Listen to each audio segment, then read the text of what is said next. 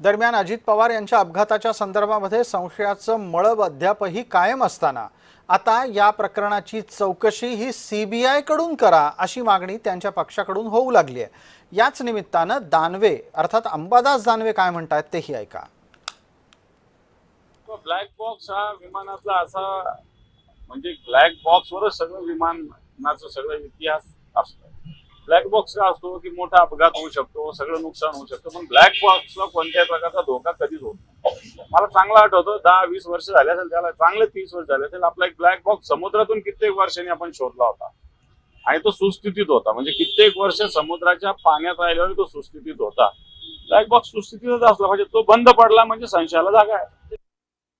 दुर्दैवी विमान अपघाताच्या संदर्भात भारत सरकारने यापूर्वी नेमलेले आहे त्या स्वायत्त यंत्रणेने तपास त्या ठिकाणी सुरू केल्याचं त्यांनी त्या ठिकाणी घोषित केलं।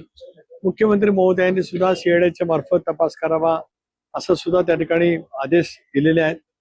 हे आहे त्याच्यामुळे स्वायत्त यंत्रणाही तपास करेल, पण सीबीआय तपास करत असताना आणखीन व्यापकतेने तपास त्या ठिकाणी होऊ शकतो।